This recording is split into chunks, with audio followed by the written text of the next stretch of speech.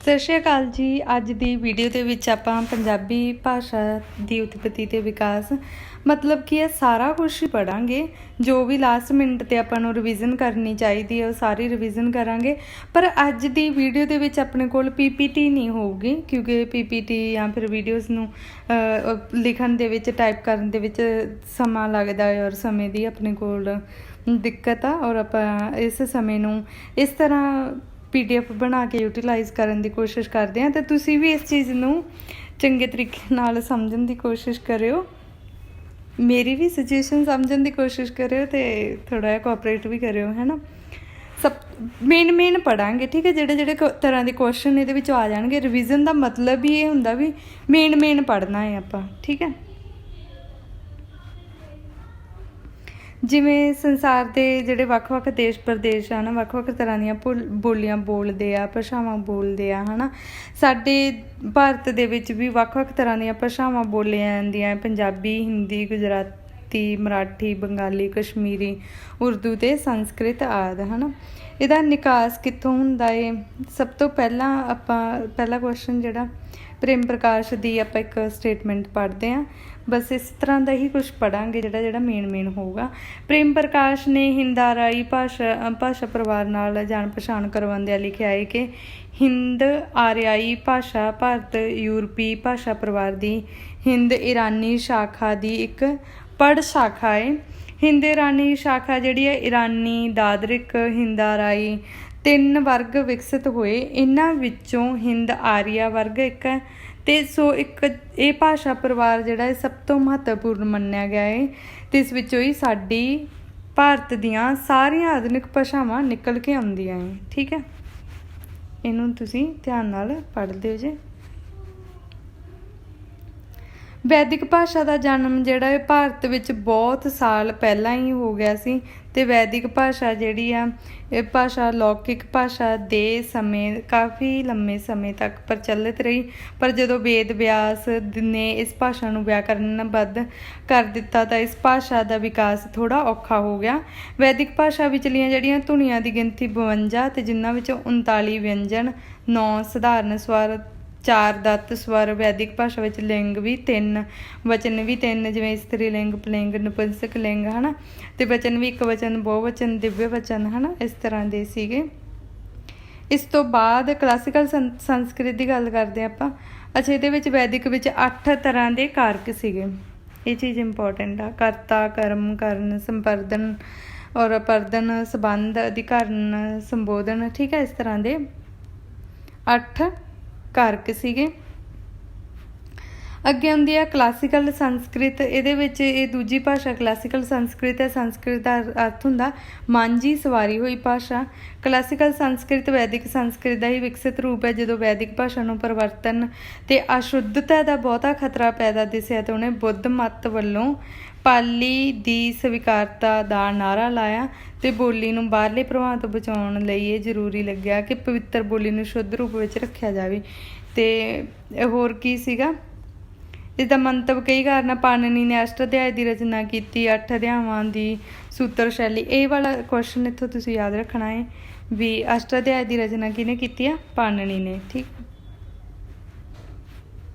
ਮੱਧਕਾਲੀਨ ਆਰਿਆਈ ਭਾਸ਼ਾ ਜਿਹੜੀਆਂ ਉਹ ਕਿਹੜੀ ਆ ਉਹ ਪੜ੍ਹਾਂਗੇ ਅੱਗੇ ਆਪਾਂ। ਮੱਧਕਾਲੀਨ ਆਰਿਆਈ ਭਾਸ਼ਾ ਭਾਰਤੀ ਆਰਿਆਈ ਭਾਸ਼ਾਵਾਂ ਦੇ ਵਿਕਾਸ ਦੀ ਇੱਕ ਅਜਿਹੀ ਕੜੀ ਆ ਜੋ ਪੁਰਾਤਨ ਭਾਸ਼ਾਵਾਂ ਤੋਂ ਪ੍ਰਭਾਵਿਤ ਹੈ ਅਤੇ ਆਧੁਨਿਕ ਹਿੰਦ ਆਰਿਆਈ ਭਾਸ਼ਾ ਦੇ ਵਿਕਾਸ ਵਿੱਚ ਮਹੱਤਵਪੂਰਨ ਯੋਗਦਾਨ ਪਾ ਸਕੀ। ਇਹਦੀਆਂ 3 ਪ੍ਰਮੁੱਖ ਭਾਸ਼ਾਵਾਂ ਹੈ, ਪਾਲੀ, ਪ੍ਰਾਕ੍ਰਿਤ ਅਤੇ ਅਪਭ੍ਰੰਸ਼। ਇਹ ਆਪਣੇ ਲਈ ਜ਼ਰੂਰੀ ਕੁਐਸਚਨ ਆ। ਪਾਲੀ ਕੀ ਆ? ਪਾਲੀ ਵੱਖ-ਵੱਖ ਵਿਦਵਾਨਾਂ ਨੇ ਪਾਲੀ ਦੀ ਉਤਪਤੀ ਲਈ ਆਪਣੇ ਵੱਖ-ਵੱਖ ਦ੍ਰਿਸ਼ਟੀਕੋਣ ਅਨੁਸਾਰ ਆਪਣੇ ਵਿਚਾਰ ਪ੍ਰਗਟਾਏ। ਇਹਨੂੰ ਕੀ ਆ? ਪ੍ਰਕਟ ਸ਼ਬਦ ਤੋਂ ਪਾਲੀ ਦੀ ਉਤਪਤੀ ਮੰਨੀ ਜਾਂਦੀ ਆ। ਪਾਲੀ ਇੱਕ ਖਾਸ ਵਿਸ਼ੇਸ਼ਤਾ ਇਹ ਹੈ ਕਿ ਪੂਰੀ ਤਰ੍ਹਾਂ ਸਪਸ਼ਟਤਾ, ਜਿਸ ਕਰਕੇ ਇਹਦਾ ਨਾਮ ਪ੍ਰਕਟ ਤੋਂ ਬਦਲ ਕੇ ਪਾਲੀ ਬਣ ਗਿਆ, ਠੀਕ ਹੈ। ਪ੍ਰੇਮ ਪ੍ਰਕਾਸ਼ ਅਨੁਸਾਰ ਕੀ ਹੈ? ਮੱਧਕਾਲੀ ਆਰੀਆ ਭਾਸ਼ਾ ਦੀ ਪਹਿਲੀ ਭਾਸ਼ਾਈ ਅਵਸਥਾ ਦਾ ਨਾਮ ਪਾਲੀ ਆ ਅਤੇ ਪਾਲੀ ਬੁੱਧ ਧਰਮ ਦੀ ਭਾਸ਼ਾ ਹੈ ਅਤੇ ਇਸ ਨੂੰ ਮਗਧੀ ਵੀ ਕਿਹਾ ਜਾਂਦਾ ਹੈ। ਆਮ ਵਿਚਾਰ ਪ੍ਰਚਲਿਤ ਹੈ ਕਿ ਬੋਧੀ ਗ੍ਰੰਥ ਵੀ ਇਸੇ ਭਾਸ਼ਾ ਵਿੱਚ ਲਿਖੇ ਗਏ। ਇੱਕ ਵਿਚਾਰ ਅਨੁਸਾਰ ਕਿ ਪਾਲੀ ਸ਼ਬਦ ਪੰਕਤ ਤੋਂ ਬਣਿਆ। ਹੁਣ ਤੁਸੀਂ ਮੇਨ ਚੀਜ਼ਾਂ ਲਿਖੀ ਜਾਣੀਆਂ ਹੈ ਨਾ, ਇਕੱਲਾ ਤੁਸੀਂ ਇਹ ਲਿਖਣਾ ਵੀ ਪਹਿਲਾਂ ਪ੍ਰਗਟ ਔਰ ਉਸ ਤੋਂ ਬਾਅਦ ਪੰਕਿਤ ਹੈ ਨਾ, ਜਿਹਨੂੰ ਆਪਾਂ ਪੰਕਤੀ ਵੀ ਬੋਲ ਦਿੰਦੇ ਹਾਂ, ਕਿਉਂਕਿ ਬੋਧੀ ਗ੍ਰੰਥ ਪੰਕਤੀਆਂ ਵਿੱਚ ਲਿਖੇ ਜਾਂਦੇ ਸੀਗੇ। ਪਾਲੀ ਦੀ ਵਰਤੋਂ ਤਾਂ ਇਤਿਹਾਸ ਵਿਚਲੇ ਮਹਾਨ ਸ਼ਖਸੀਅਤ ਮਹਾਤਮਾ ਬੁੱਧ ਨੇ ਵੀ ਆਪਣੇ ਵਿਚਾਰਾਂ ਨੂੰ ਪ੍ਰਗਟ ਕਰਨ ਲਈ ਕੀਤੀ ਆ। ਕੁਝ ਵਿਦਵਾਨ ਪਾਲੀ ਦਾ ਵਿਕਾਸ ਵੀ ਪੰਕਤ ਤੋਂ ਹੀ ਹੋਇਆ ਮੰਨਦੇ ਆ। ਠੀਕ ਹੈ, ਅੱਗੇ ਇਹਨਾਂ ਨੇ ਆਪਣੇ ਵਿਚਾਰ ਦਿੱਤੇ ਆ ਵੀ ਕਿਸ ਤਰ੍ਹਾਂ ਨਾਲ ਇਹਨਾਂ ਦੀ ਵਿਉਂਤਬੰਦੀ ਬਣਦੀ ਆ। ਪੰਕਤਾ, ਪੰਤਾ, ਪਾਤਾ, ਪਤੀਆ, ਪੱਲੀਆ ਔਰ ਪਾਲੀਆ। ਠੀਕ ਹੈ, ਇਸ ਤੋਂ ਅੱਗੇ ਆਪਾਂ ਪ੍ਰਾਕ੍ਰਿਤਾਂ ਪੜ੍ਹਾਂਗੇ। ਵੈਦਿਕ ਸੰਸਕ੍ਰਿਤ ਆ ਇੱਕ ਅਜਿਹੀ ਭਾਸ਼ਾ ਹੈ ਜਿਹੜੀ ਕਿ ਪੁਰਾਤਨ ਗ੍ਰੰਥਾਂ ਨੂੰ ਆਪਣੀ ਭਾਸ਼ਾ ਵਿੱਚ ਲਿਖੇ ਹੋਣ ਦਾ ਮਾਣ ਪ੍ਰਾਪਤ ਕਰ ਸਕੀ। ਉਸ ਤੋਂ ਮਗਰੋਂ ਸੰਸਕ੍ਰਿਤ ਆਈ, ਫਿਰ ਉਸ ਤੋਂ ਬਾਅਦ ਪ੍ਰਾਕ੍ਰਿਤਾਂ ਪ੍ਰਚਲਿਤ ਹੋਈਆਂ। ਮੱਧ ਕਾਲ ਦੀ ਕਾਫੀ ਮਹੱਤਵਪੂਰਨ ਭਾਸ਼ਾ ਹੈ ਤੇ ਪਾਲੀ ਸਪਸ਼ਟ ਭਾਸ਼ਾ ਸੀ, ਪਰੰਤੂ ਵਿਆਕਰਨਕਾਰਾਂ ਨੇ ਜਦੋਂ ਤੋਂ ਭਾਸ਼ਾ ਨੂੰ ਨਿਯਮਬੱਧ ਕੀਤਾ ਤਾਂ ਉਹ ਆਮ ਲੋਕਾਂ ਦੀ ਸਮਰੱਥਾ ਤੋਂ ਬਾਹਰ ਹੁੰਦੀ ਗਈ। ਸਮਾਂ ਬੀਤਦਾ ਗਿਆ ਤੇ ਸਮੇਂ ਦੇ ਪਰਿਵਰਤਨ ਦੇ ਨਾਲ ਪ੍ਰਕਿਰਤਾਂ ਦੇ ਰੂਪ ਵਿੱਚ ਪ੍ਰਗਟ ਹੋਈ। ਠੀਕ ਹੈ, ਇਹ ਸਾਰਾ ਇਹਦਾ ਵਿਕਾਸ ਕਾਲ ਆ। ਇਹ ਪ੍ਰੇਮ ਪ੍ਰਕਾਸ਼ ਨੇ ਉਹਦੀ ਦਿੱਤੀ ਹੈ ਸਟੇਟਮੈਂਟ ਕਿਵੇਂ ਆ। ਕੁਝ ਵਿਦਵਾਨਾਂ ਨੇ ਸਮੁੱਚੇ ਕਾਲ ਨੂੰ ਭਾਸ਼ਾ ਨੂੰ ਵੀ ਪ੍ਰਕਿਰਤਾਂ ਕਿਹਾ ਹੈ ਤੇ 3 ਧਾਰਾਵਾਂ ਵਿੱਚ ਵੰਡਿਆ ਹੈ। ਕਿਹੜੀਆਂ 3 ਧਾਰਾਵਾਂ 'ਚ ਵੰਡਿਆ? ਪਹਿਲੇ ਪ੍ਰਕਿਰਤ ਪੂਰਵ ਵਿੱਚ ਪਾਲੀ ਆ ਜਾਂਦੀ ਆ। ਦੂਜੇ ਪ੍ਰਕਿਰਤ ਪੂਰਵ ਵਿੱਚ ਪ੍ਰਾਕ੍ਰਿਤ ਆ ਜਾਂਦੀ ਆ। ਤੀਜੇ ਪ੍ਰਕਿਰਤ ਪੂਰਵ ਵਿੱਚ ਅਪਭ੍ਰੰਸ਼ ਆ ਜਾਂਦੀ ਹੈ। ਪ੍ਰਾਕ੍ਰਿਤ ਵਿੱਚ ਇੱਕ ਆਮ ਲੋਕਾਂ ਦੀ ਭਾਸ਼ਾ ਸੀ ਤੇ ਇਹ ਸੰਸਕ੍ਰਿਤ ਦੇ ਉਲਟ ਕਾਫੀ ਆਸਾਨ ਸੀ। ਪ੍ਰਾਕ੍ਰਿਤ ਦੇ ਨਾਮ ਸੰਬੰਧੀ ਵੱਖ-ਵੱਖ ਵਿਦਵਾਨਾਂ ਨੇ ਵੱਖ-ਵੱਖ ਵਿਚਾਰ ਪ੍ਰਸਤੁਤ ਕੀਤੇ ਆ। ਭਰਤ ਮੁਨੀ ਨੇ ਕੀ ਕਿਹਾ ਹੈ? ਪ੍ਰਾਕ੍ਰਿਤ ਉਹ ਭਾਸ਼ਾ ਹੈ ਜਿਸ ਨੂੰ ਸਵਾਰਿਆ ਨਾ ਗਿਆ ਹੋਵੇ, ਅਰਥਾਤ ਸਹਿ ਸੁਭਾਅ ਵਾਲੀ ਕੁਦਰਤੀ ਭਾਸ਼ਾ ਪ੍ਰਕਿਰਤ ਆ। ਠੀਕ ਹੈ, ਇਸੇ ਤਰ੍ਹਾਂ ਵਿਦਿਆ ਭਾਸਕਰ ਅਰੁਣ ਨੇ, ਆਪਾਂ ਮੇਨ ਹੀ ਪੜ੍ਹਾਂਗੇ ਜਿਹੜੇ ਉਹਦੇ ਮੇਨ ਪੇਪਰ ਦੇ ਵਿੱਚ ਪੁੱਛੇ ਜਾ ਸਕਦੇ ਆ ਤੁਹਾਨੂੰ। ਪ੍ਰਾਕ੍ਰਿਤ ਦੇ ਵਿਆਕਰਨਕਾਰਾਂ ਨੇ ਇਹਨਾਂ ਬੋਲੀਆਂ ਨੂੰ ਸੰਸਕ੍ਰਿਤ ਤੋਂ ਵੱਖਰਾ ਕਰਨ ਲਈ ਕੀਤਾ ਗਿਆ ਹੋਵੇਗਾ। ਤੇ ਵਿਦਵਾਨਾਂ ਨੇ ਅੱਗੋਂ ਪ੍ਰਾਕ੍ਰਿਤਾਂ ਦੀ ਵੰਡ ਇਸ ਪ੍ਰਕਾਰ ਕੀਤੀ ਆ।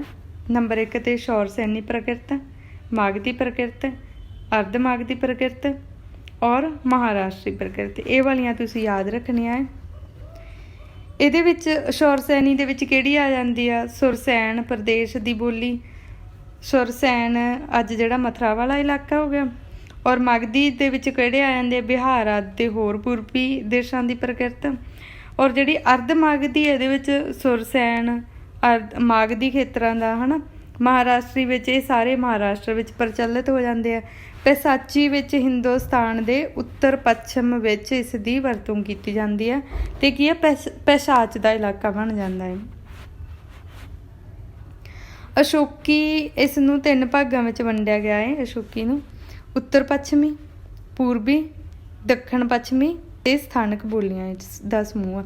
ਬਸ ਤੁਸੀਂ ਇੰਨਾ ਹੀ ਯਾਦ ਰੱਖਣਾ। ਇਸ ਤੋਂ ਬਿਨਾਂ ਹੁਣ ਮੈਂ ਤੁਹਾਨੂੰ ਕੋਈ ਡਿਟੇਲ ਨਹੀਂ ਦੇਵਾਂਗੀ। ਬਸ ਇਹ ਯਾਦ ਰੱਖ ਲਓ ਜਾਂ ਫਿਰ ਇਹਦਾ ਸਕਰੀਨਸ਼ਾਟ ਲੈ ਲਓ। ਬਸ ਇਹਨੂੰ ਯਾਦ ਰੱਖਣਾ ਇੱਕ ਵਾਰੀ। ਅੱਗੇ ਆਉਂਦਾ ਹੈ ਅਪਭ੍ਰੰਸ਼। ਅਪਭ੍ਰੰਸ਼ ਕੀ ਆ? ਅਪਭ੍ਰੰਸ਼ ਆਧੁਨਿਕ ਮੱਧ ਭਾਰਤੀ ਆਰੀਆ ਭਾਸ਼ਾ ਕਾਲ ਦਾ ਉਹ ਰੂਪ ਆ ਜੋ ਭਾਸ਼ਾ ਦੇ ਵਿਕਾਸ ਦੀ ਅੰਤਮ ਅਵਸਥਾ ਹੈ। ਠੀਕ ਹੈ, ਜਦੋਂ ਅੰਤਮ ਅਵਸਥਾ 'ਤੇ ਪਹੁੰਚ ਜਾਂਦਾ ਉਹ ਅਪਭ੍ਰੰਸ਼ ਆ, ਜਿਸ ਤੋਂ ਆਧੁਨਿਕ ਹਿੰਦ ਆਰਾਈ ਭਾਸ਼ਾਵਾਂ ਦਾ ਜਨਮ ਹੁੰਦਾ ਹੈ। ਪਹਿਲਾ ਅਪਭ੍ਰੰਸ਼ ਸ਼ਬਦ ਕਿਸੇ ਵਿਸ਼ੇਸ਼ ਭਾਸ਼ਾ ਦੇ ਅਰਥ ਵਿੱਚ ਨਹੀਂ ਵਰਤਿਆ ਜਾਂਦਾ ਸੀ, ਸਗੋਂ ਇਸ ਦੀ ਵਰਤੋਂ ਗੈਰ ਟਕਸਾਲੀ ਸ਼ਬਦਾਂ ਲਈ ਕੀਤੀ ਜਾਂਦੀ ਸੀ। ਪਹਿਲੀ ਵਾਰ ਅਪਭ੍ਰੰਸ਼ ਸ਼ਬਦ ਉਲੇਖ ਪਤੰਜਲੀ ਦੇ ਮਹਾਭਾਸ਼ਾ ਗ੍ਰੰਥ ਵਿੱਚ ਮਿਲਦਾ ਹੈ।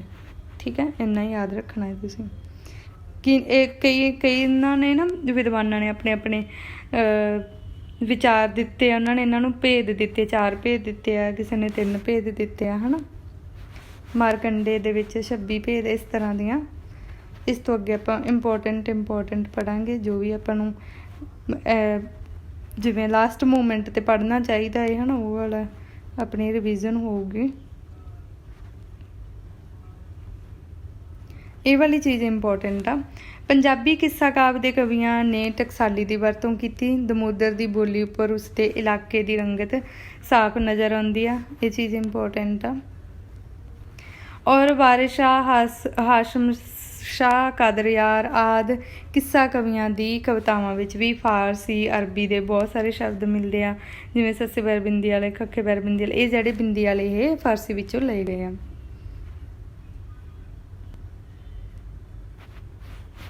ਉਸ ਤੋਂ ਬਾਅਦ ਮੱਧਕਾਲੀ ਵਾਰਤਕ ਵਿੱਚ ਵੀ ਜਿਹੇ ਅੰਸ਼ ਮਿਲਦੇ ਆ। ਕਵਿਤਾ, ਨਾਵਲ, ਨਾਟਕ, ਇਕਾਂਗੀ, ਗਜ਼ਲ, ਸਾਹਿਤ ਤੇ ਰੂਪ ਆ ਜਿਹੜੇ ਭਾਸ਼ਾ ਵਰਤੀ ਗਈ ਸ਼ੁੱਧ ਪੰਜਾਬੀ ਹੈ ਇਹਨਾਂ ਵਿੱਚ ਜਿਹੜੀ, ਠੀਕ ਹੈ। ਅੱਗੇ ਆਉਂਦਾ ਪੰਜਾਬੀ ਦੀਆਂ ਉਪਭਾਸ਼ਾਵਾਂ। ਉਪਭਾਸ਼ਾ ਅੰਗਰੇਜ਼ੀ ਸ਼ਬਦ ਡਾਇਲੈਕਟ ਦਾ ਸਿੱਧਾ ਪੰਜਾਬੀ ਅਨੁਵਾਦ ਆ। ਉਪਭਾਸ਼ਾ ਬਾਰੇ ਚੇਤਨਾ ਕੋਈ ਪੁਰਾਣੀ ਨਹੀਂ। 19ਵੀਂ ਸਦੀ ਦੇ ਅਖੀਰ ਵਿੱਚ ਵੱਖ-ਵੱਖ ਦੇਸ਼ਾਂ ਵਿੱਚ ਉਪਭਾਸ਼ਾ ਦੀ ਖੋਜ ਵੱਲ ਵਿਦਵਾਨਾਂ ਦਾ ਧਿਆਨ ਕੇਂਦਰਿਤ ਹੋਇਆ ਤਾਂ ਉਸ ਵੇਲੇ ਉਪਭਾਸ਼ਾ ਦਾ ਸੰਕਲਪ ਪੈਦਾ ਹੋਇਆ, ਜਿਸ ਕਰਕੇ ਪੰਜਾਬੀ ਵਿੱਚ ਵੱਖ-ਵੱਖ ਉਪਭਾਸ਼ਾਵਾਂ ਦੀ ਪਛਾਣ ਦੀ ਸਥਾਪਤੀ ਦਾ ਖੋਜ ਕਾਰਜ ਜਾਰੀ ਹੋਇਆ। ਪੁਰਾਣੇ ਸਮਿਆਂ ਵਿੱਚ ਕੀ ਹੁੰਦਾ ਸੀਗਾ, ਵਿਸ਼ੇਸ਼ ਭੂਗੋਲਿਕ ਸਥਿਤੀਆਂ ਜਿਵੇਂ ਪਹਾੜਾਂ, ਦਰਿਆਵਾਂ, ਰੇਗਿਸਤਾਨਾਂ, ਜੰਗਲਾਂ ਆਦਿ ਆਵਾਜਾਈ ਪੱਖੋਂ ਵਿਘਨਹਾਰੀ ਹੋਣ ਕਾਰਨ ਪ੍ਰਾਂਤਾਂ ਜਾਂ ਇਲਾਕਿਆਂ ਵਿੱਚ ਬੋਲੀ ਜਾਣ ਵਾਲੀ ਭਾਸ਼ਾ ਜਿਹੜੀ ਆ ਵੱਖ-ਵੱਖ ਥਾਵਾਂ 'ਤੇ ਉਚਾਰਨ ਅਤੇ ਸ਼ਬਦਾਵਲੀ ਦੇ ਪੱਖ ਤੋਂ ਥੋੜ੍ਹਾ ਬਹੁਤਾ ਫਰਕ ਰਹਿ ਜਾਂਦਾ ਸੀਗਾ, ਠੀਕ ਹੈ। ਇੱਕ ਭਾਸ਼ਾ ਇਹਨਾਂ ਫਰਕਾਂ ਕਾਰਨ ਪ੍ਰਤੀਤ ਹੁੰਦੇ ਭਿੰਨ-ਭਿੰਨ ਰੂਪਾਂ ਨੂੰ ਉਸ ਭਾਸ਼ਾ ਦੀ ਉਪਭਾਸ਼ਾ ਕਿਹਾ ਜਾਂਦਾ ਹੈ, ਠੀਕ ਹੈ। ਜਿਹੜੇ ਉਹਨਾਂ ਦੇ ਵਿੱਚ ਥੋੜ੍ਹੇ ਬਹੁਤੇ ਵਖਰੇਵੇਂ ਰਹਿ ਜਾਂਦੇ ਆ, ਜਿਵੇਂ ਆਪਣੇ ਮਾਝੇ, ਮਾਲਵੇ, ਮਾਝੇ ਵਾਲਿਆਂ ਦੀ ਅਲੱਗ ਹੁੰਦੀ ਆ, ਟੋਨ ਦਾ ਵੀ ਫਰਕ ਪੈ ਜਾਂਦਾ, ਮਾਲਵੇ ਵਾਲਿਆਂ ਦੀ ਹੋਰ ਹੁੰਦੀ ਆ, ਹੈ ਨਾ। ਪੁਆਧ ਦੀ ਅਤੇ ਦੁਆਬੇ ਦੀ, ਪੁਆਧ ਦੀ ਬਿਲਕੁਲ ਹੀ ਵੱਖਰੀ ਚਲੀ ਜਾਂਦੀ ਆ, ਹੈ ਨਾ, ਦੁਆਬੇ ਦੀ ਅਲੱਗ। ਇਸ ਤਰ੍ਹਾਂ ਨਾਲ ਇਹ ਜਿਹੜੀ ਆ ਉਹਨੂੰ ਉਪਭਾਸ਼ਾ ਕਿਹਾ ਜਾਂਦਾ, ਜਿਹੜੇ ਇਹਨਾਂ ਵਿੱਚ ਵਖਰੇਵੇਂ ਰਹਿ ਜਾਂਦੇ ਆ। ਆਪਾਂ ਨਾ ਇਹਨਾਂ ਵਿੱਚੋਂ ਇੱਕ ਤਾਂ ਇਹ ਵਾਲੀ ਤੁਸੀਂ ਚੰਗੇ ਤਰੀਕੇ ਨਾਲ ਪੜ੍ਹ ਲਿਓ, ਇੱਕ ਇਹ ਵਾਲੀ ਆਪਾਂ ਭੋਲਾ ਨਾਥ ਤਿਵਾੜੀ ਦੀ ਪੜ੍ਹਾਂਗੇ। ਉਪਭਾਸ਼ਾ ਕਿਸੇ ਭਾਸ਼ਾ ਦੇ ਇੱਕ ਅਜਿਹੇ ਸੀਮਿਤ ਖੇਤਰ ਨੂੰ ਆਖਦੇ ਆ ਜਿਹੜੇ ਟਕਸਾਲੀ ਭਾਸ਼ਾ ਤੋਂ ਕਿਤੇ ਕਿਤੇ ਭਿੰਨ ਹੁੰਦਾ ਹੈ, ਪਰ ਇੰਨਾ ਭਿੰਨ ਨਹੀਂ ਹੁੰਦਾ ਕਿ ਉਸੇ ਭਾਸ਼ਾ ਦੀਆਂ ਹੋਰ ਭਾਸ਼ਾਵਾਂ ਵਾਲੇ ਲੋਕ ਉਸਨੂੰ ਸਮਝ ਨਾ ਸਕਣ, ਇੰਨਾ ਵੀ ਭਿੰਨ ਨਹੀਂ ਹੁੰਦਾ, ਠੀਕ ਹੈ। ਪ੍ਰੇਮ ਪ੍ਰਕਾਸ਼ ਦੀ ਵੀ ਪੜ੍ਹ ਲਓ। ਇਸ ਤੋਂ ਬਾਅਦ ਇਹ ਵਾਲੀ ਚੀਜ਼ ਇੰਪੋਰਟੈਂਟ ਆ, ਲਹਿੰਦੀ ਦੇ ਵਿੱਚ ਕਿਹੜੀ ਆ, ਪੱਛਮੀ ਪੰਜਾਬੀ ਪਾਕਿਸਤਾਨ ਦੀਆਂ ਉਪਭਾਸ਼ਾਵਾਂ, ਜਿਵੇਂ ਦੱਖਣੀ ਲਹਿੰਦੀ ਵਿੱਚ ਮੁਲਤਾਨੀ, ਸਰਾਇਕੀ, ਥਲੀ ਜਾਂ ਜਟਕੀ। ਉੱਤਰ ਪੱਛਮੀ ਵਿੱਚ ਧਨੀ, ਹਿੰਦਕੋ, ਤਨਾਉਲੀ। ਉੱਤਰ ਪੂਰਬੀ ਲਹਿੰਦੀ ਵਿੱਚ ਪੋਠੋਹਾਰੀ, ਅਵਾਨਕਾਰੀ, ਪੁਣਛੀ ਜਾਂ ਘੋਬੀ, ਪਹਾੜੀ। ਪੂਰਬੀ ਪੰਜਾਬੀ ਦੇ ਵਿੱਚ ਭਾਰਤ ਦੀਆਂ ਜਿਹੜੀਆਂ ਭਾਸ਼ਾਵਾਂ ਉਹ ਮਾਝੀ, ਮਲਵਈ, ਦੁਆਬੀ, ਪੁਆਧੀ, ਰਾਠੀ, ਪਟਿਆਣੀ, ਡੋਗਰੀ, ਕਾਂਗੜੀ, ਠੀਕ ਹੈ। ਇਸ ਤਰ੍ਹਾਂ ਦੀਆਂ ਇਹ ਸਾਰੀਆਂ ਭਾਸ਼ਾਵਾਂ, ਇਹਨਾਂ ਦੇ ਨਾਮ ਯਾਦ ਕਰ ਲਿਓ ਬਸ, ਅਤੇ ਏਰੀਆ ਵਾਈਜ਼ ਕਰਿਓ ਜੇ ਦੱਖਣੀ ਲਹਿੰਦੀ ਦੇ ਵਿੱਚ ਕਿਹੜੀ ਆ, ਉੱਤਰ ਲਹਿੰਦੀ ਦੇ ਵਿੱਚ ਕਿਹੜੀ ਆ, ਹੈ ਨਾ।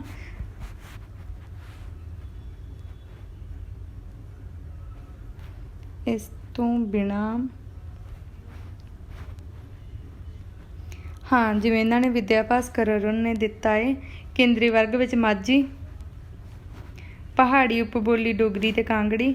ਪੂਰਬੀ ਅਤੇ ਦੱਖਣੀ ਉਪਬੋਲੀਆਂ ਦੁਆਬੀ, ਮਲਵਈ, ਪੁਆਧੀ, ਰਾਠੀ।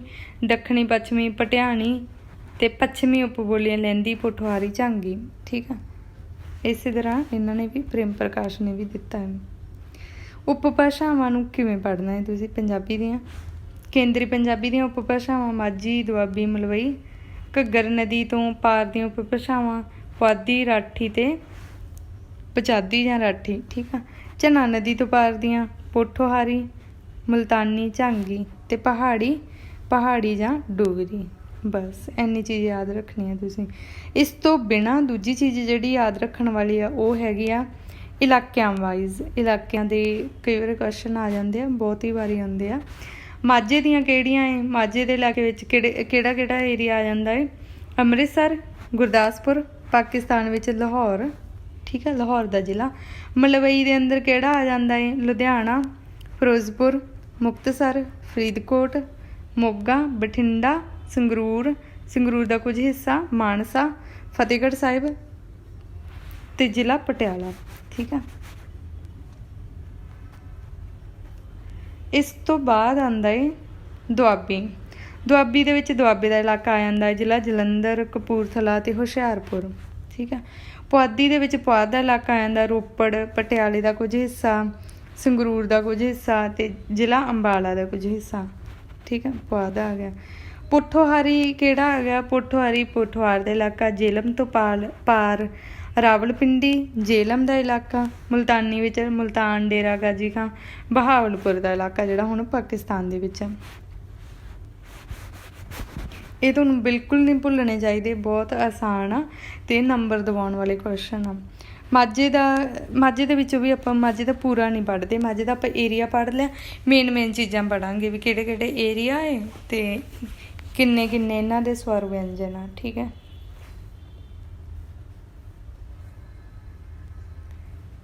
ਇਹ ਵਾਲੇ ਇਹਦੇ ਏਰੀਆਜ਼, ਅੰਮ੍ਰਿਤਸਰ, ਲਾਹੌਰ, ਗੁਰਦਾਸਪੁਰ, ਗੁਜਰਾਂਵਾਲਾ, ਸਿਆਲਕੋਟ, ਸ਼ੇਖੂਪੁਰਾ, ਲਾਇਲਪੁਰ, ਮਿੰਟਗੁਮਰੀ। ਠੀਕ ਹੈ। ਔਰ ਗੁਰਦਾਸਪੁਰ ਤਹਿਸੀਲ ਅਤੇ ਰਾਵੀ ਤੋਂ ਪਾਰ ਦਾ ਇਲਾਕਾ। ਇਹਦੇ ਵਿੱਚ ਇੰਪੋਰਟੈਂਟ ਚੀਜ਼ ਇਹ ਆ,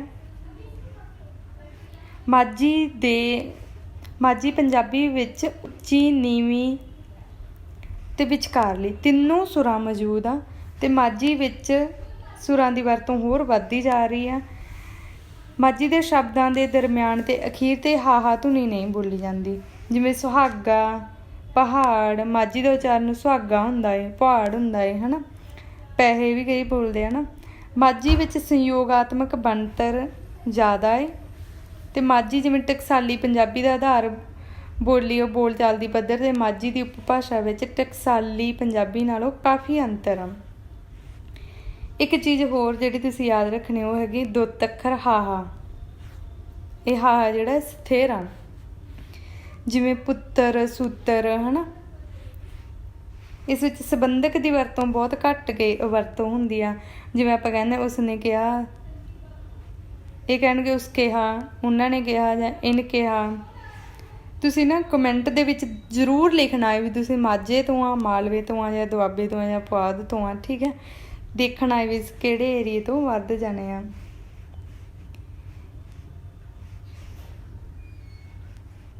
ਅੱਧਕ ਨੂੰ ਹਟਾ ਕੇ ਇਹਦੇ ਵਿੱਚ ਮੁਕਤਾ, ਸਿਹਾਰੀ, ਔਂਕੜ, ਦੁੱਤ ਅੱਖਰਾਂ ਵਿੱਚੋਂ ਅੱਧਕ ਹਟਾ ਕੇ ਉੱਠ, ਲੱਭ ਐਵੇਂ ਦੇ ਅੱਖਰ ਬਣ ਜਾਂਦੇ ਆ। ਠੀਕ ਆ। 3 ਸਵਰ ਵੀ ਆ ਜਾਂਦੇ ਇਹਦੇ ਵਿੱਚ। ਇਹਦੇ ਨਾਲ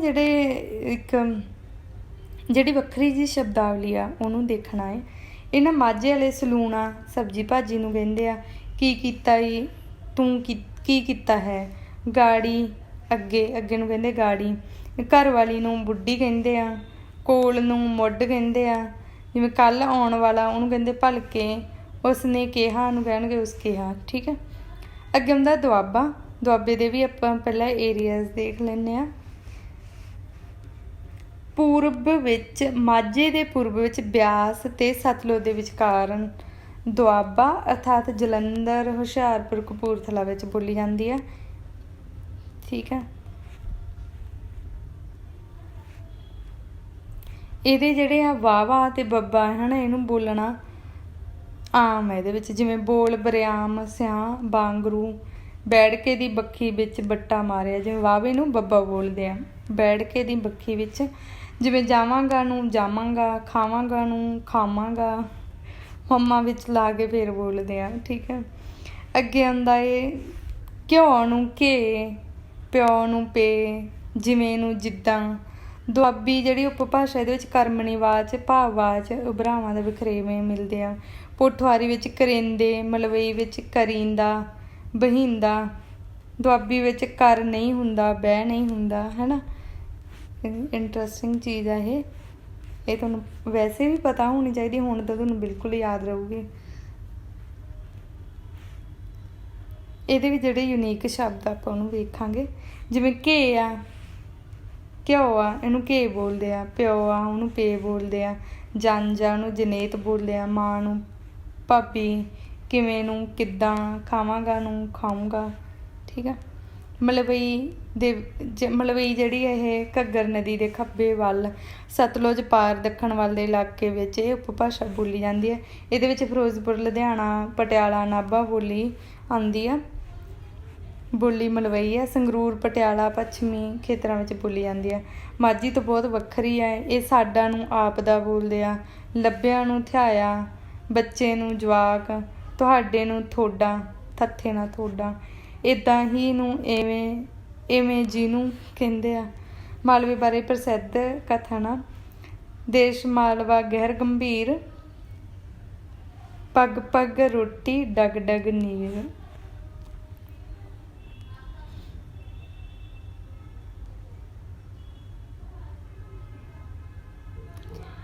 ਅੱਗੇ ਨਾ ਇਹਨਾਂ ਦੀ ਇੱਕ ਚੀਜ਼ ਹੋਰ ਆ, ਜਿਹੜਾ ਲੱਲਾ ਏ ਉਹਨੂੰ ਨੰਨਾ ਬੋਲਦੇ ਆ, ਵਾਵੇ ਨੂੰ ਬੱਬਾ ਬੋਲਦੇ ਆ, ਮੂਰਤਨੀ ਨਾਣਾ ਨੂੰ ਦੰਤੀ ਨੰਨਾ ਬੋਲਦੇ ਆ, ਸਾਜਰੇ ਨੂੰ ਤੜਕੇ, ਜੰਨ ਨੂੰ ਜੰਝ, ਸੌਰੀ ਤੜਕੇ ਨੂੰ ਸਾਜਰੇ ਬੋਲਦੇ ਆ, ਜੰਝ ਨੂੰ ਜੰਨ ਬੋਲਦੇ ਆ, ਖਬਰ ਨਹੀਂ ਨੂੰ ਖਬਣੀ ਕਹਿੰਦੇ ਆ, ਖਬਣੀ ਕਦੋਂ ਆਉਣਾ ਹੈ ਨਾ, ਐਤਕੀ ਨੂੰ ਤੋਕੀ ਕਹਿੰਦੇ ਆ, ਤੋਕੀ ਨਹੀਂ ਸੁਣਿਆ ਮੈਂ। ਮੁਲਤਾਨੀ ਜਿਹੜੀ ਆ ਇਹ ਯਾਦ ਰੱਖਿਓ ਜੇ ਹੁਣ, ਮੁਲਤਾਨ, ਮਿੰਟ ਗੁਮਰੀ, ਮੁਜ਼ੱਫਰਗੜ੍ਹ ਅਤੇ ਮੀਆਂਵਾਲੀ ਦੇ ਜ਼ਿਲ੍ਹਿਆਂ ਦੇ ਵਿੱਚ ਮੁਲਤਾਨੀ ਬੋਲੀ ਜਾਂਦੀ ਆ। ਇਹ ਸੰਯੋਗਾਤਮਕ ਆ, ਮਤਲਬ ਜੁੜੇ ਹੋਏ ਆਪਾਂ ਜਿਵੇਂ ਵੱਖਰੇ ਵੱਖਰੇ ਕਰਕੇ ਬੋਲਦੇ ਹਾਂ, ਸੰਯੋਗਾਤਮਕ ਭਾਸ਼ਾ ਹੈ ਅਤੇ ਮੁਲਤਾਨ ਦੇ ਇਲਾਕੇ ਦੀ ਭਾਸ਼ਾ ਹੈ। ਅਤੇ ਇਸ ਦੇ ਦੋ ਮੁੱਖ ਰੂਪ ਆ, ਉੱਤਰੀ ਮੁਲਤਾਨੀ ਅਤੇ ਦੱਖਣੀ ਮੁਲਤਾਨੀ। ਠੀਕ ਆ, ਉੱਤਰੀ ਮੁਲਤਾਨੀ ਵਿੱਚ ਝੰਗ ਆ ਜਾਂਦਾ, ਲਾਇਲਪੁਰ ਆ ਜਾਂਦਾ ਹੈ, ਸ਼ੇਖੂਪੁਰਾ, ਮਿੰਟ ਗੁਮਰੀ ਦੀ ਬੋਲੀ ਆ ਜਾਂਦੀ ਹੈ। ਅਤੇ ਦੱਖਣੀ ਮੁਲਤਾਨੀ ਵਿੱਚ ਮੁਲਤਾਨ, ਡੇਰਾ ਗਾਜੀ ਖਾਂ ਰਿਆਇਤ, ਬਹਾਵਲਪੁਰ ਦੀ ਬੋਲੀ ਆ ਜਾਂਦੀ ਹੈ। ਠੀਕ ਆ, ਇਹ ਮੁਲਤਾਨੀ ਦੱਦਾ ਨੂੰ ਡੱਡਾ ਦੀ ਵਰਤੋਂ ਕਰਦੇ ਆ, ਜਿਵੇਂ ਦੁੱਖ ਨੂੰ ਦੁੱਖ ਬੋਲਦੇ ਆ, ਦੋ ਨੂੰ ਡੂ ਬੋਲਦੇ ਆ, ਦੇਖਿਆ ਨੂੰ ਡਿੱਠਾ ਬੋਲਦੇ ਆ। ਮੁਲਤਾਨੀ ਜਾਂ ਲਹਿੰਦੀ ਕੇਂਦਰੀ ਦੇ ਵਿਪਰੀਤ ਸੰਯੋਗਾਤਮਕ ਭਾਸ਼ਾ ਹੈ। ਪਹਿਲਾਂ ਆਪਾਂ ਟਕਸਾਲੀ ਵਿੱਚ ਵੇਖਾਂਗੇ। ਉਹ ਤੈਨੂੰ ਮਾਰਨਗੇ, ਇਹ ਕਹਿਣਗੇ ਮਰੇਸਨੀ, ਕਰੇਗਾ ਨੂੰ ਕਰੇਸੀ, ਖਾਵੇਗਾ ਨੂੰ ਖਾਸੀ, ਕੀਤਾ ਨੂੰ ਕਰਿਆ। ਪੋਠੋਹਾਰੀ ਕਿਹੜੀ ਹੈ? ਪੋਠੋਹਾਰੀ ਦਾ ਇਲਾਕਾ ਹੈਗਾ ਰਾਵਲਪਿੰਡੀ, ਜੇਹਲਮ ਅਤੇ ਕੈਮਲਪੁਰ। ਠੀਕ ਹੈ, ਇਹ ਕਬੀਲੇ ਜਿਹੜੇ ਆ ਜਾਤ ਬਰਾਦਰੀ ਦੇ ਨਾਵਾਂ ਕਰਕੇ ਹੋਰ ਸਥਾਨਕ ਨਾਮ ਵੀ ਪ੍ਰਚਲਿਤ ਆ। ਠੀਕ ਹੈ, ਦੱਦਾਂ ਨੂੰ ਨੰਨਾ ਬੋਲਦੇ ਆ, ਨੂੰ ਦੀ ਥਾਂ ਈ ਲਗਾਇਆ ਜਾਂਦਾ ਹੈ ਇਹਨਾਂ ਦੇ। ਜਿਹੜਾ ਇਸ ਵਿਚਲੇ ਊੜਾ ਅਤੇ ਈੜੀ ਜਿਹੜੇ ਆ ਉਹ ਹਾਹਾ ਹੋ ਜਾਂਦੇ ਸਵਰ ਵਾਲਾ। ਅਤੇ ਇਹ ਕਈ ਸ਼ਬਦ ਪਹਿਲਾਂ ਵਾਲੀ ਸਿਹਾਰੀ ਹਟਾ ਦਿੰਦੇ ਆ। ਗਾ ਦੀ ਥਾਂ ਗਾ ਅਤੇ ਗੀ ਦੀ ਥਾਂ 'ਤੇ ਸਾ ਅਤੇ ਸੀ ਹੋ ਜਾਂਦਾ ਹੈ ਪੋਠੋਹਾਰੀ ਦੇ ਵਿੱਚ। ਆਪਾਂ ਇਹਦੀ ਐਗਜ਼ਾਮਪਲ ਦੇਖਦੇ ਹਾਂ, ਜਿਵੇਂ ਉਸ ਨੂੰ ਹੁਸ, ਕੰਗੀ ਨੂੰ ਕੱਗੀ, ਉਸਦੀ ਨੂੰ ਹੁਸਨੀ, ਤਸੀ ਨੂੰ ਤੁਸਾਂ। ਟਕਸਾਲੀ ਵਿੱਚ ਜਿਵੇਂ ਬੋਲਦੇ ਆ ਜਾਵਾਂਗਾ, ਨਜਾਸਾਂ, ਮਿਸਾਲ ਨੂੰ ਮਸਾਲ, ਤੁਹਾਡਾ ਨੂੰ ਤੁਹਾਡੇ ਜਾਂ ਤੁਸਾੜੇ।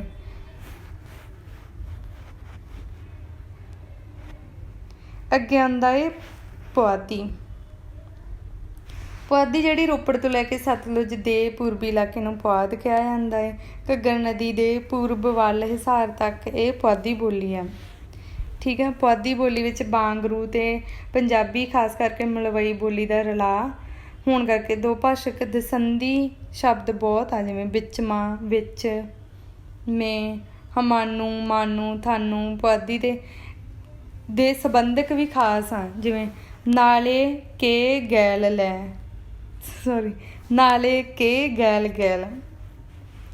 ਇਹਨਾਂ ਦੀਆਂ ਕਿਰਿਆਵਾਂ ਹੈਗੀਆਂ ਤੀ, ਤੀਆਂ, ਤੀ, ਤੇ। ਜਿਵੇਂ ਆਪਾਂ ਕਹਿੰਦੇ ਨਾ ਮੈਨੂੰ, ਇਹ ਕਹਿਣਗੇ ਮਾਨੂੰ, ਮਾਨੂੰ। ਤੁਸੀਂ ਨੂੰ ਥਮੇ, ਅਸਵਾਰ ਨੂੰ ਸਵਾਰ, ਵਾਹੇਗਾ ਨੂੰ ਬਾਹੇ, ਸੰਨ ਨੂੰ ਤੀਆਂ, ਥਾਂ ਨੂੰ ਥੋੜ, ਗਾਂ ਨੂੰ ਗੈਂ। ਮੇਰੇ ਨਾਲ ਨਾ ਇੱਕ ਕੁੜੀ ਹੈ ਇਸ ਏਰੀਏ ਦੀ, ਉਹ ਬੋਲਦੀ ਹਾਲੇ ਵੀ ਉਹ ਮੈਨੂੰ ਨੂੰ ਮਾਨੂੰ ਬੋਲਦੀ ਆ, ਤਾਂ ਇੰਟਰਸਟਿੰਗ ਲੱਗਦਾ ਹੁੰਦਾ, ਸੋਹਣਾ ਲੱਗਦਾ। ਡੋਗਰੀ ਜਿਹੜੀ ਹੈ ਇਹ ਮੁੱਖ ਖੇਤਰ ਇਹਦਾ ਜੰਮੂ ਪ੍ਰਾਂਤ ਅਤੇ ਰਾਵੀ ਤੋਂ ਝਨਾਨ ਤੱਕ ਸਥਿਤ ਆ। ਇੱਕ ਪਾਸੇ ਵੱਲ ਨੂੰ ਕਸ਼ਮੀਰੀ ਅਤੇ ਦੂਜੇ ਪਾਸੇ ਲਹਿੰਦੀ ਦਾ ਪ੍ਰਭਾਵ ਆ। ਯਈਆਂ ਨੂੰ ਜੱਜਾ ਅਤੇ ਵਾਵਾ ਨੂੰ ਬੱਬਾ ਬੋਲਿਆ ਜਾਂਦਾ ਹੈ। ਇਸ ਵਿੱਚ ਭੂਤ ਕਿਰਦੰਤ ਜਿਹੇ ਰੂਪ ਮਿਲਦੇ ਹਨ, ਜਿਵੇਂ ਦੱਦਾ, ਜਿਸ ਵਿੱਚ ਦੱਦਾ ਦਾ ਉਚਾਰਨ ਡੱਡਾ ਨਾਲ ਕੀਤਾ ਜਾਂਦਾ। ਕੱਕਾ ਦਾ ਸ਼ੁਰੂ ਵਿੱਚ ਹੀ ਵਿਸ਼ੇਸ਼ਣ ਔਂਕੜ ਲੱਗ ਜਾਂਦਾ, ਜਿਵੇਂ ਕਿੱਧਰ ਨੂੰ ਕੁੱਦਰ ਬੋਲਦੇ ਆ, ਕਿੱਥੋਂ ਨੂੰ ਕੁੱਥ, ਦੇਹੋਂ ਨੂੰ ਡੇਹੋ, ਯਾਰ ਨੂੰ ਜਾਰ, ਵਰ ਨੂੰ ਬਰ। ਅੱਗੇ ਹੁੰਦੀ ਆ ਕਾਂਗੜੀ।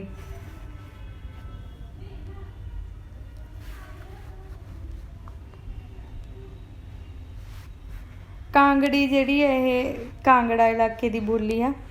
ਇਹਦੇ ਵਿੱਚ ਪੁਲਿੰਗ ਨਾਵਾਂ ਦੇ ਇੱਕ ਵਚਨ ਵਿੱਚ ਅੰਤ ਤੇ ਏ ਭਵਿੱਖ ਦੇ ਕਾਲ ਰੂਪ ਟਕਸਾਲੀ ਨਾਲ ਮਿਲਦੇ ਹਨ, ਪਰ ਅੰਤ ਤੇ ਗਾ ਗੇ ਗੀ ਤੋਂ ਪਹਿਲਾਂ ਇਸ ਤਰ੍ਹਾਂ ਆ ਜਾਂ ਅਣ ਲੱਗਦਾ ਹੈ, ਕਾਂਗੜੀ ਵਿੱਚ ਨਹੀਂ ਲੱਗਦੇ। ਜਿਵੇਂ ਆਪਾਂ ਬੋਲਦੇ ਆ ਨਾ ਟਕਸਾਲੀ ਦੇ ਵਿੱਚ ਸਿਹਾਰੀ ਲਾਤੀ, ਇੱਥੇ ਇਹ ਔਂਕੜ ਵਿੱਚ ਬਦਲ ਜਾਂਦਾ ਹੈ। ਜਿਹੜੀ ਆਪਾਂ ਸਿਹਾਰੀ ਗਾ ਗੇ ਗੀ ਲਾ ਦਿੰਦੇ ਆ ਉਹ ਔਂਕੜ ਲਾ ਦਿੰਦੇ ਆ, ਠੀਕ ਹੈ। ਜਿਵੇਂ ਸਰਨਗੇ, ਸਾਰਗੇ, ਖੁਰ, ਖੁਰੇ, ਕਿਸ, ਕੁਸ, ਠੀਕ ਹੈ। ਦੂਜੀਆਂ ਭਾਸ਼ਾਵਾਂ ਦਾ ਪ੍ਰਭਾਵ। ਸੰਸਕ੍ਰਿਤ ਦੇ ਵਿੱਚ ਕਿਹੜੇ ਕਿਹੜੇ ਸ਼ਬਦ ਆਉਂਦੇ ਆ?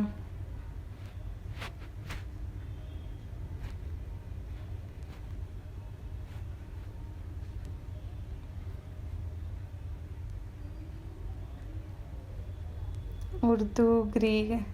ਅਗਲਾ ਟੌਪਿਕ ਇਹਦੇ ਵਿੱਚ ਆਉਂਦਾ ਹੈ ਆਪਣੇ ਕੋਲ ਧੁਨੀ ਵਿਗਿਆਨ। ਧੁਨੀ ਸੰਸਕ੍ਰਿਤ ਸ਼ਬਦ ਧਵਨੀ ਦਾ ਪੰਜਾਬੀ ਰੂਪ, ਇਹਦਾ ਅਰਥ ਹੈ ਆਵਾਜ਼। ਬਸ ਆਹ ਚੀਜ਼ ਯਾਦ ਰੱਖਣੀ ਹੈ ਤੁਸੀਂ। ਮੂੰਹ 'ਚੋਂ ਬੋਲਣ ਵੇਲੇ ਮਨੁੱਖ ਦੇ ਮੂੰਹ 'ਚੋਂ ਜਿਹੜੀਆਂ ਆਵਾਜ਼ਾਂ ਨਿਕਲਦੀਆਂ ਉਹਨੂੰ ਵਿਆਕਰਨ ਵਿੱਚ ਧੁਨੀਆਂ ਕਿਹਾ ਜਾਂਦਾ ਹੈ, ਠੀਕ ਹੈ। ਇਹ ਵਾਲੀਆਂ ਸਟੇਟਮੈਂਟਸ ਇਹਨਾਂ ਦੀਆਂ ਪੜ੍ਹ ਲੈਣੀਆਂ। ਭੁੱਲਣਾ ਤੇ ਵਾਲੀ ਇਹ ਵਾਲੀ ਪੜ੍ਹ ਲਿਓ, ਡੇਵਿਡ ਕ੍ਰਿਸਟਲ ਦੀ।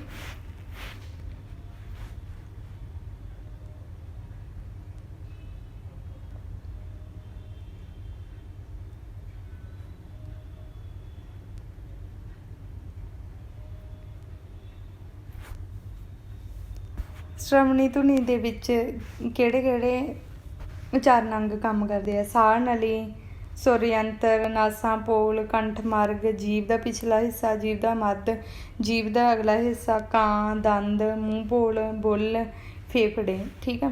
ਇਸ ਤੋਂ ਬਿਨਾਂ ਇਹਦੀਆਂ ਭਾਸ਼ਾ ਧੁਨੀਆਂ ਨੂੰ ਦੋ ਸ਼੍ਰੇਣੀਆਂ ਵਿੱਚ ਵੰਡਿਆ ਜਾਂਦਾ, ਸਵਰ ਤੇ ਵਿਅੰਜਨ। ਸਵਰ ਕਿਹੜੇ ਕਿਹੜੇ ਹੁੰਦੇ ਆ? ਜਿਹਦੇ ਵਿੱਚ ਸਾਹ, ਜਦੋਂ ਆਪਾਂ ਕਿਸੇ ਸਵਰ ਉਹ ਹੁੰਦਾ ਜਦੋਂ ਆਪਾਂ ਧੁਨੀ ਨੂੰ ਉਚਾਰਦੇ ਹਾਂ ਅਤੇ ਉਚਾਰਨ ਸਮੇਂ ਸਾਹ ਜਿਹੜਾ ਹੈ ਉਚਾਰਨ ਅੰਗਾਂ ਕਿਸੇ ਰੁਕਾਵਟ ਤੋਂ ਬਿਨਾਂ ਬਾਹਰ ਨਿਕਲਦਾ ਹੈ ਤਾਂ ਉਹਨੂੰ ਸਵਰ ਕਿਹਾ ਜਾਂਦਾ ਹੈ। ਇਹ ਉਹ ਵਰਨ ਆ ਜੋ ਸੁਤੰਤਰ ਰੂਪ ਵਿੱਚ ਬਿਨਾਂ ਕਿਸੇ ਸਹਾਇਤਾ ਦੇ ਬੋਲੇ ਜਾਂਦੇ ਆ, ਮਤਲਬ ਮੂੰਹ ਦੇ ਵਿੱਚ ਕਿਸੇ ਵੀ ਸਹਾਇਤਾ ਤੋਂ ਬਿਨਾਂ। ਇਹ ਕਿਹੜੇ ਕਿਹੜੇ ਆ? ਇਹ ਵਾਲੇ ਸਾਰੇ ਪੜ੍ਹ ਲੈਣੇ ਆ, ਠੀਕ ਆ। ਇਹਨਾਂ ਨੂੰ ਪੜ੍ਹ ਲੈਣਾ। ਇਹ ਵਾਲੀ ਇੱਕ ਡਿਟੇਲ ਦੇ ਵਿੱਚ ਵੀਡੀਓ ਆ, ਤੁਹਾਨੂੰ ਆਈ ਬਟਨ 'ਤੇ ਕਲਿੱਕ ਕਰਕੇ ਉਹਨੂੰ ਵੀ ਦੇਖ ਲਿਓ ਜੇ, ਠੀਕ ਆ। ਪੂਰੀ ਡਿਟੇਲ ਦੇ ਵਿੱਚ ਵੀਡੀਓ ਸ਼ਾਇਦ ਤੁਸੀਂ ਵੇਖੀ ਹੋਵੇ। ਅੱਗੇ ਆਉਂਦਾ ਹੈ ਮਿਟਵੇਂ ਤੇ ਖੁੱਲ੍ਹੇ ਸਵਰ।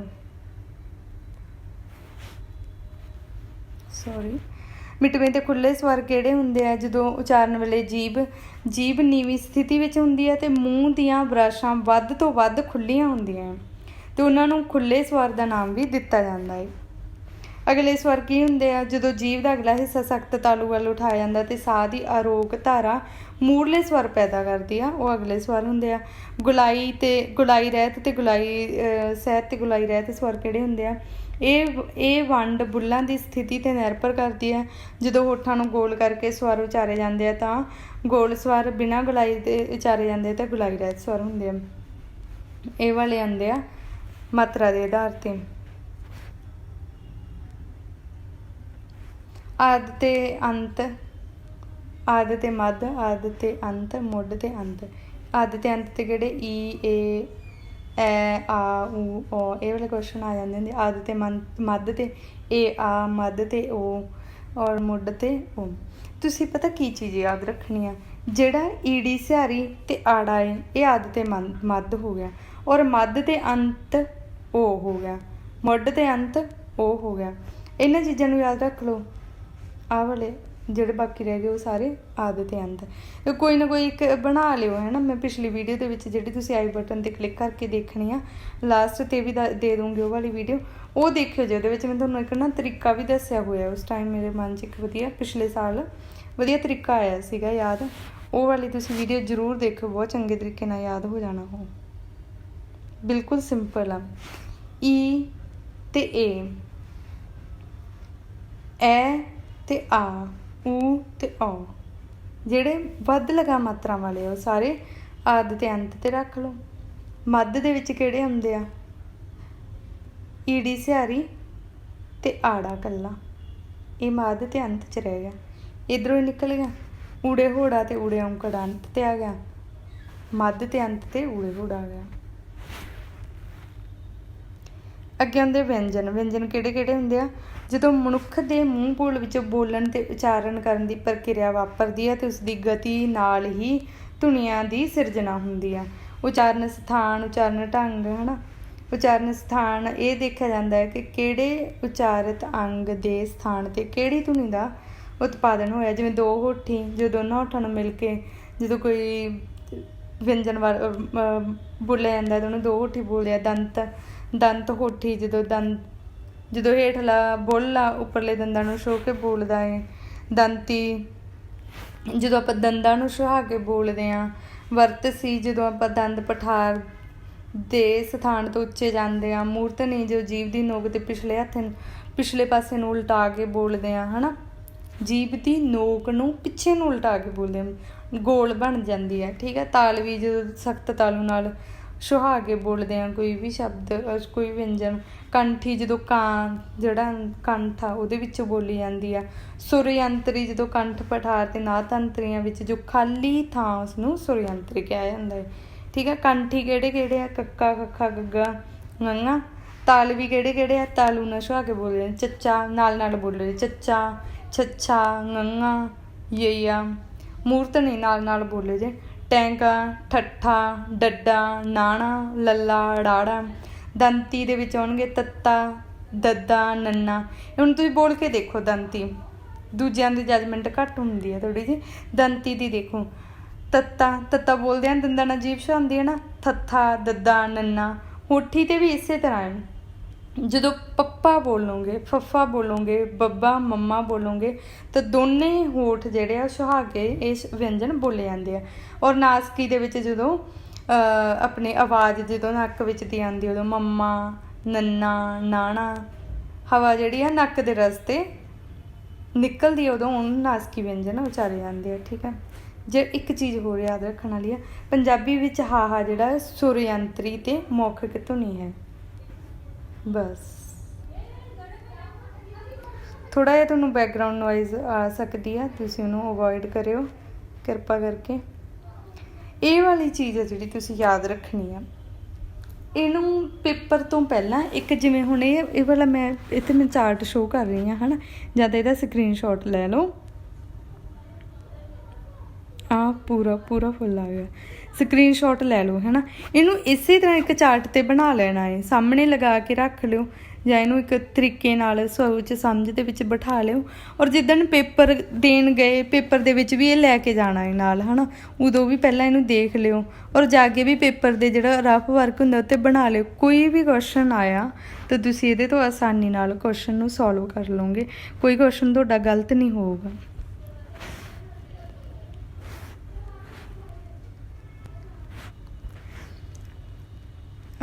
ਇਸੇ ਤਰ੍ਹਾਂ ਪਹਿਲਾਂ ਤਾਂ ਇੱਧਰਲੇ ਸਾਈਡ ਤੋਂ ਇਹ ਦਿੱਤੇ ਹੋਏ ਆ, ਜਿਵੇਂ ਦੋ ਹੋਠੀ ਜਿਹੜੇ ਮਿਲਦੇ ਆ ਜੀਭ ਦੇ ਉੱਪਰਲੇ ਤੇ ਉੱਪਰਲਿਆਂ ਤੇ ਹੇਠਲੇ ਦੰਦਾਂ ਵਿੱਚੋਂ, ਆ ਜੀਭ ਦੇ ਅਗਲੇ ਹਿੱਸੇ ਤੋਂ, ਹੈ ਨਾ, ਜਾਂ ਖਰਵੇ ਤਾਲੂ ਨਾਲ ਜੀਭ ਦੀ ਉਲਟ ਨੋਕ ਤੇ ਖਰਵੇ ਤਾਲੂ ਨਾਲ ਜੀਭ ਦਾ ਪਿਛਲਾ ਹਿੱਸਾ। ਇਹ ਮੈਂ ਤੁਹਾਨੂੰ ਨਾ ਇੱਕ ਕਮਿਊਨਿਟੀ ਪੋਸਟ ਦੇ ਵਿੱਚ ਵੀ ਤੁਹਾਨੂੰ ਇੱਕ ਚਾਰਟ ਬਣਾ ਕੇ ਭੇਜੂੰਗੀ, ਠੀਕ ਹੈ। ਪਿਛਲੀ ਵੀਡੀਓ 'ਚ ਵੀ ਹੋਊਗਾ ਉਹ। ਸਪਰਸ਼ ਦੇ ਵਿੱਚ ਕਿਹੜਾ ਕਿਹੜਾ ਹੁੰਦਾ? ਪੱਪਾ, ਬੱਬਾ। ਦੰਤੀ ਦੇ ਤੱਤਾ, ਦੱਦਾ, ਸਪਰਸ਼ 'ਚ ਵੀ ਆ ਜਾਣ। ਔਰ ਚੱਚਾ, ਜੱਜਾ, ਜੀਭ ਨੂੰ ਉਲਟਾ ਕੇ ਜੋ ਬੋਲਦੇ ਆ, ਟੈਂਕਾ, ਡੱਡਾ, ਔਰ ਪਿਛਲੇ ਤਾਲੂ ਤੋਂ ਕੱਕਾ ਤੇ ਗੱਗਾ। ਆਗੋਸ਼ ਮਹਾਪਰਾਣ ਜਿਹੜੇ ਆ, ਫੱਫਾ, ਥੱਥਾ, ਛੱਛਾ, ਠੱਠਾ, ਖੱਖਾ। ਔਰ ਇਹਦੇ ਨਾਲ ਨਾਲ ਹੀ ਫੱਫਾ ਜਿਹੜਾ ਇਹ ਦੋ ਹੋਠੀ ਵੀ ਆ, ਜੀਭ ਦੇ ਉੱਪਰਲੇ ਤੇ ਹੇਠਲੇ ਦੰਦਾਂ ਤੋਂ ਮਿਲਦਾ ਜਿਹੜਾ ਉਹ ਥੱਥਾ ਹੈ, ਜੀਭ ਦੇ ਅਗਲੇ ਭਾਗ ਨਾਲ ਖਰਵੇਂ ਤਾਲੂ ਨਾਲ ਛੁਹਾਉਂਦਾ ਹੈ ਉਹ ਛੱਛਾ ਹੈ। ਇਸੇ ਤਰ੍ਹਾਂ ਇਹ ਇਹਨਾਂ ਚੀਜ਼ਾਂ ਨਾਲ ਵੀ ਇਹਨੂੰ ਸਮਝਣਾ ਹੈ, ਠੀਕ ਆ। ਸੰਘਰਸ਼ੀ ਸੱਸਾ ਤੇ ਸੱਸੇ ਪੈਰ ਬਿੰਦੀ ਵਾਲਾ, ਅਨੁਨਾਸਿਕ ਮੰਮਾ ਨੰਨਾ ਗੰਗਾ ਨਾਣਾ ਤੇ ਯਈਆਂ।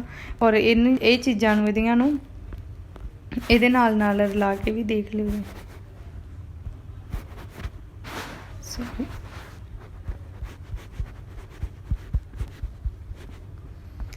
ਔਰ ਪਾਸ਼ਵਿਕ ਕਿਹੜਾ ਆ ਗਿਆ, ਲੁੰਠਿਤ ਰਾਰਾ ਰਹਿ ਗਿਆ।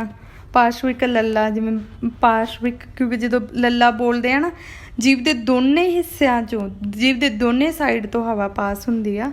ਰਾੜਾ ਕਿਹੜਾ ਹੈ, ਇਹਨੂੰ ਫੜਕਵਾਂ ਵੀ ਬੋਲਦੇ ਆ, ਠੀਕ ਹੈ। ਔਰ ਸੁਰ ਵਾਲੇ ਸਪਰਸ਼ ਭੱਬਾ ਧੱਦਾ ਝੱਜਾ ਢੱਡਾ ਘੱਗਾ ਔਰ ਅੰਤ ਸੱਥ ਵਾਵਾ ਤੇ ਯਈਆ। ਇਹਨੇ ਥੋੜ੍ਹੀ ਜਿਹੀ ਲੈਂਗੁਏਜ ਹੋਰ ਆ। ਤੁਹਾਨੂੰ ਇੱਕ ਹੋਰ ਸਕਰੀਨਸ਼ਾਟ ਭੇਜੂੰਗੀ ਟੈਲੀਗ੍ਰਾਮ ਚੈਨਲ 'ਤੇ। ਜੇ ਤੁਸੀਂ ਟੈਲੀਗ੍ਰਾਮ ਚੈਨਲ ਜੁਆਇਨ ਨਹੀਂ ਕੀਤਾ ਤਾਂ ਤੁਹਾਨੂੰ ਡਿਸਕ੍ਰਿਪਸ਼ਨ 'ਚ ਲਿੰਕ ਮਿਲ ਜੂਗਾ, ਉਹਨੂੰ ਵੀ ਜੁਆਇਨ ਕਰ ਲਿਓ। ਕੋਸ਼ਿਸ਼ ਕਰੂੰਗੀ ਮੈਂ ਇਹ ਵਾਲਾ PDF ਵੀ ਤੁਹਾਨੂੰ ਟੈਲੀਗ੍ਰਾਮ ਚੈਨਲ 'ਤੇ ਸੈਂਡ ਕਰਾਂ, ਠੀਕ ਹੈ।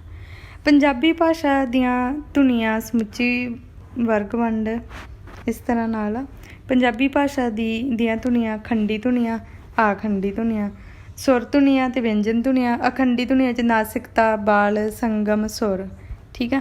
ਇਹ ਵਾਲਾ ਕੁਐਸਚਨ ਜ਼ਰੂਰ ਆਊਗਾ, ਤੁਸੀਂ ਇਹਨੂੰ ਦਿਮਾਗ ਦੇ ਵਿੱਚ ਜ਼ਰੂਰ ਰੱਖਣਾ ਹੈ। ਖੰਡੀ ਵਿੱਚ ਸਵਰ ਧੁਨੀਆਂ ਅਤੇ ਵਿਅੰਜਨ ਧੁਨੀਆਂ, ਆਖੰਡੀ ਵਿੱਚ ਨਾਸਿਕਤਾ, ਬਾਲ, ਸੰਗਮ ਅਤੇ ਸੁਰ। ਨਾਸਿਕਤਾ ਕੀ ਆ, ਜਦੋਂ ਵਿਅੰਜਨ ਮੂੰਹ ਪੋਲ ਵਿੱਚੋਂ ਨਿਕਲੀ ਹਵਾ ਦੇ ਟਕਰਾਓ ਨਾਲ ਪੈਦਾ ਹੁੰਦੇ ਹਨ ਅਤੇ ਕਈ ਮੁੱਖ ਪੋਲ ਤੋਂ ਨਸ ਪੋਲ ਮਤਲਬ ਨੱਕ ਦੇ ਨਾਸਾਂ ਦੇ ਰਸਤਿਆਂ ਰਾਹੀਂ ਪੈਦਾ ਹੁੰਦੇ ਆ। ਜਦੋਂ ਨੱਕ ਦੇ ਵਿੱਚੋਂ ਆਵਾਜ਼ ਆਉਂਦੀ ਆ, ਜੋ ਧੁਨੀਆਂ ਮੁੱਖ ਪੋਲ ਅਤੇ ਨਾਸਾਂ ਪੋਲ ਮਤਲਬ ਨੱਕ ਦੇ ਪੋਲ ਦੋਹਾਂ ਰਸਤਿਆਂ ਰਾਹੀਂ ਨਿਕਲਦੀ ਹਵਾ ਤੋਂ ਪੈਦਾ ਹੁੰਦੀ, ਉਹਨੂੰ ਨਾਸਕੀ ਧੁਨੀਆਂ ਕਹਿੰਦੇ ਆ। ਜਿਹੜੀ ਧੁਨੀਆਂ ਮੂੰਹ ਪੋਲ ਅਤੇ ਨੱਕ ਪੋਲ ਦੋਨਾਂ ਦੇ ਰਸਤਿਆਂ ਤੋਂ ਹਵਾ ਨਿਕਲ ਕੇ ਪੈਦਾ ਹੁੰਦੀਆਂ ਹੈ, ਉਹ ਕਿਹੜੀਆਂ ਨਾਸਕੀ ਧੁਨੀਆਂ। ਇਹ ਕਿਹੜੀਆਂ ਅਖੰਡੀ ਧੁਨੀਆਂ, ਜਿਵੇਂ ਗੰਗਾ ਗੰਗਾ ਨਾਣਾ ਨੰਨਾ ਮੰਮਾ, ਨਾਸਕੀ ਵਿਅੰਜਨ, ਠੀਕ ਹੈ। ਸਵਰ ਔਰ ਨਾਸਕੀ ਸਵਰ, ਇੱਧਰਲੇ ਪਾਸੇ ਸਵਰ ਆ ਔਰ ਇੱਧਰਲੇ ਪਾਸੇ ਨਾਸਕੀ ਸਵਰ। ਇਹਨਾਂ ਨੂੰ ਵੀ ਇੱਕ ਵਾਰੀ ਪੜ੍ਹ ਲਿਓ ਜੇ, ਬਸ ਇੱਕ ਵਾਰੀ ਪੜ੍ਹਨ ਨਾਲ ਤੁਹਾਨੂੰ ਯਾਦ ਹੋ ਜਾਣੇ ਆ। ਬਲ ਜਾਂ ਦਬਾਅ ਕੀ ਹੁੰਦਾ ਹੈ, ਆਹ ਵਾਲੀ ਚੀਜ਼ ਤੁਸੀਂ ਧਿਆਨ ਨਾਲ ਦੇਖਣੀ ਆ। ਜਿਵੇਂ ਰੁੱਖਾ ਕਿਵੇਂ ਕਿਵੇਂ ਬਣ ਰਿਹਾ ਹੈ, ਠੀਕ ਆ। ਸੁਰ, ਸੁਰ ਵੀ 3 ਤਰ੍ਹਾਂ ਦੀ ਹੁੰਦੀ, ਉੱਚੀ ਸੁਰ, ਨੀਵੀਂ ਸੁਰ ਅਤੇ ਮਝਲੀ ਸੁਰ। ਉੱਚੀ ਸੁਰ 'ਚ ਕਿਵੇਂ ਆਉਂਦੇ ਆ, ਜਿਵੇਂ ਬਾਹਰ ਬਾਹਰ, ਸ਼ਹਿਰ ਸੈਰ, ਚਾਹ ਚਾਹ, ਇਸ ਤਰ੍ਹਾਂ ਨਾਲ ਹੈ ਨਾ। ਤੁਸੀਂ ਪੜ੍ਹ ਕੇ ਦੇਖੋ ਇਹਨਾਂ ਨੂੰ। ਆਹ ਨੀਵੀਂ ਸੁਰ ਹੋ ਗਈ। ਇਸ ਵੀਡੀਓ ਦੇ ਵਿੱਚ ਇੰਨਾ ਹੀ। ਤੁਸੀਂ ਇੱਕ ਤਾਂ ਟੈਲੀਗ੍ਰਾਮ ਚੈਨਲ ਨੂੰ ਜੁਆਇਨ ਕਰਨਾ ਹੈ ਔਰ ਦੂਸਰਾ ਵੀਡੀਓ ਨੂੰ ਲਾਈਕ ਸ਼ੇਅਰ ਕਰਨਾ ਹੈ ਔਰ ਤੁਸੀਂ ਆਪਣੇ ਏਰੀਏ ਦਾ ਕਮੈਂਟ ਵੀ ਕਰਨਾ ਹੈ। ਨਾਲ ਹੀ ਇਹਦੇ ਨਾਲ ਦੀ ਕੋਈ ਹੋਰ ਵੀਡੀਓ ਆਊਗੀ ਤਾਂ ਮੈਂ ਕੋਸ਼ਿਸ਼ ਇਹ ਕਰ ਰਹੀ ਹਾਂ ਵੀ ਟਾਈਪ ਕਰਨ 'ਤੇ ਟਾਈਮ ਲੱਗਦਾ ਹੈ ਤਾਂ ਵੀਡੀਓ ਡਿਲੇ ਹੋ ਜਾਂਦੀ ਆ। ਮੇਰੀ ਕੋਸ਼ਿਸ਼ ਇਹ ਆ ਕਿ ਟਾਈਪ ਕਰਨ ਨਾਲੋਂ ਸਿਲੇਬਸ ਕੰਪਲੀਟ ਕਰਵਾਇਆ ਜਾਵੇ। ਇਸੇ ਤਰੀਕੇ ਨਾਲ ਇੱਕ ਇਸ ਤਰ੍ਹਾਂ ਦੀਆਂ ਵੀਡੀਓਜ਼ ਹੋਰ ਆਉਣਗੀਆਂ। ਜਦੋਂ ਵਿਊ ਘੱਟਦੇ ਆ ਨਾ, ਉਦੋਂ ਥੋੜ੍ਹਾ ਜਿਹਾ ਦੁੱਖ ਲੱਗਦਾ ਵੀ ਮਿਹਨਤ ਤਾਂ ਕਰਨੀ ਪੈਂਦੀ ਹੈ ਨਾ। ਤਾਂ ਵਿਊਜ਼ ਵੀ ਕੋਸ਼ਿਸ਼ ਕਰਿਓ, ਵੱਧ ਤੋਂ ਵੱਧ ਵੀਡੀਓਜ਼ ਨੂੰ ਸ਼ੇਅਰ ਕਰਿਓ, ਨਾਲੇ ਕਿਸੇ ਹੋਰ ਦਾ ਵੀ ਭਲਾ ਹੋ ਜਾਊਗਾ, ਹੈ ਨਾ। ਵੀਡੀਓ ਚੰਗੀ ਲੱਗੀ ਤਾਂ ਲਾਈਕ ਜ਼ਰੂਰ ਕਰਿਓ, ਨਾਲ ਇੱਕ ਕਮੈਂਟ ਜ਼ਰੂਰ ਕਰਿਆ ਕਰੋ ਤਾਂ ਕਿ ਮੈਨੂੰ ਵੀ ਐਪਰੀਸ਼ੀਏਸ਼ਨ ਮਿਲਦੀ ਰਹੇ, ਹੈ ਨਾ। Thank you so much.